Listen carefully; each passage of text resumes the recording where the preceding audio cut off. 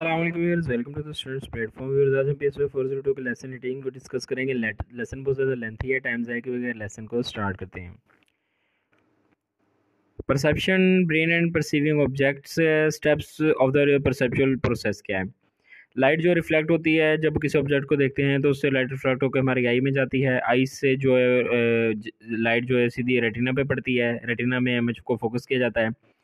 कह रहा है कि लाइट जो है एक पैटर्न कुछ जो है हमारे उसके पैटर्न को एलिमिनेट कर देती है और कुछ को वो डिम कर देती है। मतलब आपको पता है रोड और कॉन्स के अंदर जो है वो पिगमेंट होते हैं जहाँ पे ये लाइट जाके एब्जॉर्ब होती है। Signal from retina to cortex. Signal retina से कॉर्टेक्स में किस तरह जाता है कि पहले रेटिना में जाता है सिग्नल, जब आई से इंटर होता है रिफ्लेक्ट होके, उसके बाद वो विजुअल कॉर्टेक्स तक जाता है। ये सिग्नल दिमाग के दूसरे हिस्सों तक भी जाते हैं। रिसर्चर्स ने ये जानने की कोशिश की है कि किस तरह न्यूरॉन्स जो हैं वो रेटिना में मौजूद स्टिमुलाई को रिस्पॉन्स करते हैं और केमिकल रिएक्शन के ज़रिए लाइट सिग्नल को इलेक्ट्रिकल सिग्नल में या इम्पल्सेस में तब्दील किया जाता है। फिर ये सिग्नल रेटिना से होते हुए ऑप्टिक नर्व में चले जाते हैं। आगे यहाँ पे कह रहे हैं कि many areas. Lateral geniculate nucleus क्या है। लेटरल जेनिकुलेट वो इसका काम होता है कि न्यूरल इन्फॉर्मेशन को जो रेटिना से कॉर्टेक्स तक जाती है उसको ये रेगुलेट करता है, ऑर्गेनाइज करता है। बेसिक ये दो काम है इसके। यहाँ पे कह रहे हैं दो तरह की लेयर्स होती हैं, रेड और ब्लू। जो रेड लेयर्स हैं वो उनका क्या काम होता है कि राइट आई वाली जो इन्फॉर्मेशन है वो राइट साइड पर ही जाती है और लेफ्ट साइड से जो इंसान इन्फॉर्मेशन देखता है वो लेफ्ट साइड पर जाती है। लेकिन जो ब्लू सिग्नल्स हैं, ब्लू लेयर सिग्नल हैं, वो क्या करते हैं कि राइट साइड वाली इन्फॉर्मेशन जो राइट साइड पे हम चीज़ देखते हैं आँख से, वो लेफ्ट साइड पे हमारे ब्रेन के अंदर जाती है। जो लेफ्ट साइड से चीज़ देखते हैं वो राइट साइड पे हमारे ब्रेन में जाती है।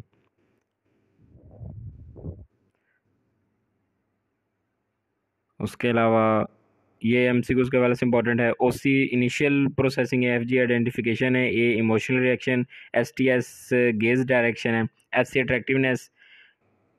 कह रहा है कि amygdala is located deep inside the cortex under the ellipse.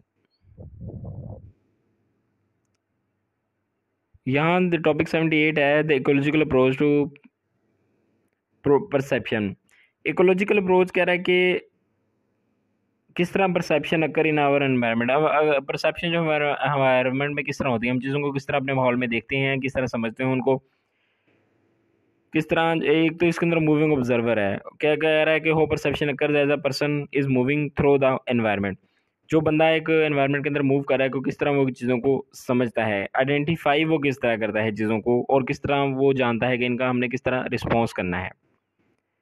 Optic कह रहा है क्या है कि स्ट्रक्चर जो है ना, एक सरफेस जो है चीज़ों का, सरफेस उनका टेक्सचर हो गया, उनकी ओरिएंटेशन हो गई, माहौल के अंदर जो चीज़ें मौजूद होती हैं उनका एक स्ट्रक्चर क्रिएट हो जाता है, एक ख़ास एरे, एक तरतीब बनती है हमारे माइंड के अंदर। तो जो मूवमेंट है ऑब्जर्वर की, ये इनके अंदर इस एरे के अंदर चेंजिंग लाती है। जिस तरह बंदा मूव करता है उसी तरह ये चीज़ें मूव होती हैं। ऑप्टिक फ्लो क्या है, movement of element in a scene relative to the observer is called optic flow. ये आपके सामने गाड़ी के अंदर एक बंदा बैठा जा रहा है, तो सामने की तरफ जो देख रहा है उसका डेस्टिनेशन पॉइंट है वो तो उसको बिल्कुल क्लियर है, लेकिन साइडों पे देखें तो वो इर्द गिर्द साइडें उसको ब्लर नज़र आती हैं। ग्रेडियंट ऑफ फ्लो क्या है कि डिफरेंट स्पीड ऑफ फ्लो। दूर की चीज़ जो है वो क्लियर नज़र आती है, जो करीब की चीज़ है वो तेज़ी से गुजरती हुई नज़र आती है। इसको ग्रेडियंट ऑफ फ्लो कहते हैं। एफ ओ ई है फोकस ऑन एक्सपेंशन है। Absence of flow at the destination point is called focus of expansion, यानी कि वही डेस्टिनेशन पॉइंट जहाँ सामने की तरफ हम देख रहे हैं वो हमें फ्लो होती हुई चीज़ नज़र नहीं आती, हमारे करीबी चीज़ें हमें फ्लो होती नज़र आती हैं। सॉरी। Invariant information. इनवेरिएंट का मतलब है अनचेंजिंग, ऐसी प्रॉपर्टी जो कि कांस्टेंट रहती है, डिफरेंट कंडीशंस के अंदर चेंज नहीं होती। उसके अलावा कह रहा है कि ये कांस्टेंट रहती है as an observer move through the environment. Observer environment के अंदर मूव भी करता है, फिर भी ये कांस्टेंट रहती हैं। ऑप्टिक फ्लो जो है ये भी इनवेरिएंट इंफॉर्मेशन प्रोवाइड करता है। और उसके अलावा कह रहा है कि फोकस ऑफ एक्सपेंशन जो है इनवेरिएंट होता है, क्योंकि फोकस ऑफ एक्सपेंशन में हमने पढ़ा है कि चीज़ जो है वो मूव नहीं करती। हम जिसकी तरफ देखते हैं, जिसकी तरफ हमारा फोकस होता है, हम चले जा रहे हैं ना, तो इर्द गिर्द की चीज़ मूव करती हुई मालूम होती है हमें, लेकिन जो सामने वाली चीज़ होती है वो हमारे सामने स्टडी की होती है। इसको इनवेरिएंट इन्फॉर्मेशन भी कहते हैं। सेल्फ प्रोडक्शन इन्फॉर्मेशन क्या है? सेल्फ प्रोडक्शन इन्फॉर्मेशन क्या है? में रेसिप्रोकल रिलेशनशिप है मूवमेंट और परसेप्शन में। हम मूव करते जाते हैं, साथ में चीज़ों को समझते जाते हैं। चीज़ों को समझने के लिए हम मूव करते हैं, दो बातें करें। मूवमेंट करते हैं तो हमें चीज़ों की समझ आती है। दूसरी चीज़, मूवमेंट करने, चीज़ों को समझने के लिए हम मूव करते हैं, यानी कि रेसिप्रोकली एक दूसरे को साथ साथ चलते हैं, परसेप्शन और मूवमेंट। यहाँ पे ये एग्जांपल, ये आपके सामने डायग्राम बनाई गई है। इसकी एग्जांपल दे रहा है कि नोविसेस एंड एक्सपर्ट। नोविसेस कहते हैं जो नए होते हैं, अभी एक्सपर्ट नहीं होते, खिलाड़ी या किसी भी चीज़ के अंदर जो एक्सपर्ट नहीं होते हैं, ना तजुर्बाकार। कह रहे कि जो नए या ना तजुर्बाकार एक एथलीट होते हैं, वो आंखें बंद करके या खोल के जंप कर सकते हैं, तो इन्हें कोई फ़र्क नहीं पड़ता, मतलब जंप करते हैं, परफॉर्मेंस उनकी एक जैसी रहेगी। जो एक्सपर्ट होते हैं, उन्होंने आंखें खोल कर जंप लगाने की प्रैक्टिस की होती है, वो अपनी मूवमेंट को परसीव कर चुके होते हैं कि किस तरह उन्होंने आंखें को खोल के चीज़ को देखना है, इसलिए वो आंखें बंद करके अगर जंप लगाते हैं तो वो सही तरह परफॉर्म नहीं कर सकते हैं। Senses do not work isolation. जो सेंसेस हैं, पांचों सेंसेस एक साथ काम करती हैं। अगर बंदा सिर्फ नज़र को की सेंस की बात करे, तो वो विजन की सेंस जो है वो अकेले काम नहीं करती।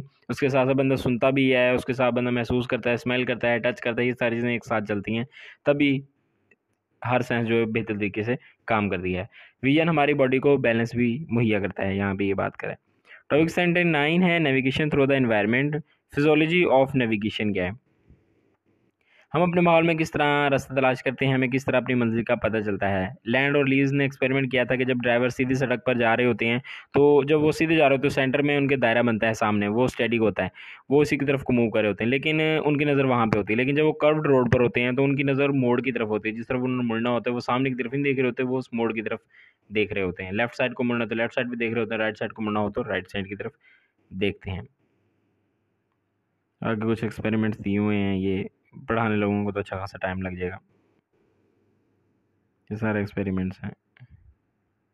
Finding your way. किस तरह हम अपने वे को फाइंड कर लेते हैं? एक जगह पे पहली दफ़ा जा रहा हूँ, या मतलब एक जगह पे मैं एक दफ़ा गया हूँ और मुझे रास्ता फिर भी जहन में नहीं है, मैंने नहीं जहन में रखा हुआ कि वहाँ से वहाँ जाना है, वहाँ से जाना है, लेकिन फिर भी मैं एक जगह पे पहुँचता हूँ तो ऑटोमेटिकली मुझे पता चल जाता है कि मैंने सीधा जाना है, अभी मैंने मुड़ना है, या फिर क्योंकि हमारे जहन के अंदर कुछ लैंडमार्क्स होते हैं जो कि हमारे जहन में बन चुके होते हैं, यानी कि लैंडमार्क्स वो जगह जो नेविगेशन में हमें मदद करती हैं कि हमने किधर को मूव करना है। तो ये लैंडमार्क्स होते हैं, इन्हीं की मदद से हम फिर मूव करते हैं। हमें पता भी नहीं होता, ये हमारे ज़हन में बने होते हैं, ऑटोमेटिकली फीड होते हैं।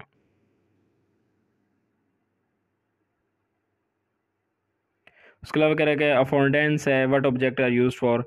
कह रहा है कि हम चीज़ को देखते हैं तो हमें सिर्फ ये नहीं पता चलता कि उसके फिजिकल प्रॉपर्टीज़ क्या है, शेप, साइज़, कलर वगैरह, ओरिएंटेशन क्या है। इसके साथ हमें ये भी पता चलता है कि उस ऑब्जेक्ट का मकसद क्या है, उसको किस तरह हमने रिस्पॉन्स करना है, उसको हम क्या किस तरह इस्तेमाल कर सकते हैं। एक कप की तरफ देखेंगे तो हमें सिर्फ ये नहीं पता चलेगा कप है, इतने साइज़ है उसका, और इस तरह पड़ा हुआ है, सीधा पड़ा हुआ, उल्टा पड़ा हुआ है।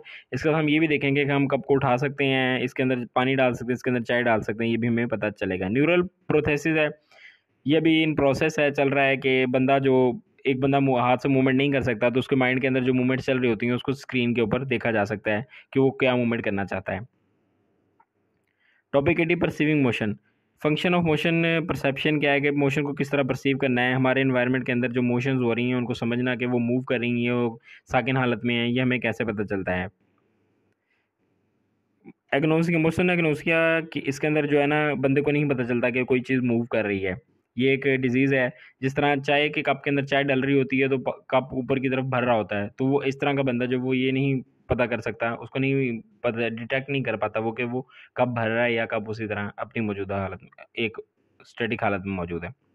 उसके अलावा यहाँ पे कह रहा है कि जिस टाइम दो तीन कंडीशंस होती हैं, एक में बंदा मूव कर रहा होता है और एनवायरनमेंट में चीज़ें साकिन होती हैं, एक में एनवायरनमेंट मूव कर रहा होता है, बंदा साकिन होता है, और तीसरी चीज़ होती है बंदा भी मूव कर रहा है, एनवायरनमेंट मूव कर रहा है, दूसरी चीज़ जिनको वो देख रहा है वो भी मूव कर रही हैं। अच्छा, गेम्स के अंदर जिस तरह है ना, फुटबॉल की मिसाल ले लें, वॉलीबॉल की मिसाल ले लें, कि इनके अंदर क्या होता है कि दोनों ऑब्जर्वर भी और ऑब्जेक्ट भी दोनों मूव कर रहे होते हैं। तो इसके अंदर अगर बंदा परसीव कर रहे हैं ना सही मूवमेंट सही वक्त में क्या करनी है, तो वो बहुत अच्छी तरीके से अपनी जो है एबिलिटी उसकी इम्प्रूव हो सकती है। उसके अलावा यहाँ पे कह रहा है कि एक चीज़ को समझने के लिए उसको तमाम ओरिएंटेशन से देखना ज़रूरी है।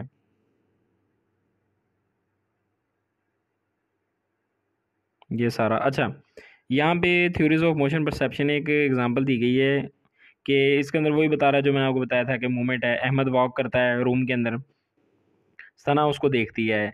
सनाज आइज आर स्टेशनरी, उसके आई स्टेशनरी हैं क्योंकि वो अपना बैठी हुई है ना। सना अहमद को देख रही है, अहमद मूव कर रहा है तो अपना साथ साथ हेड भी हिला रही है सना, ठीक है।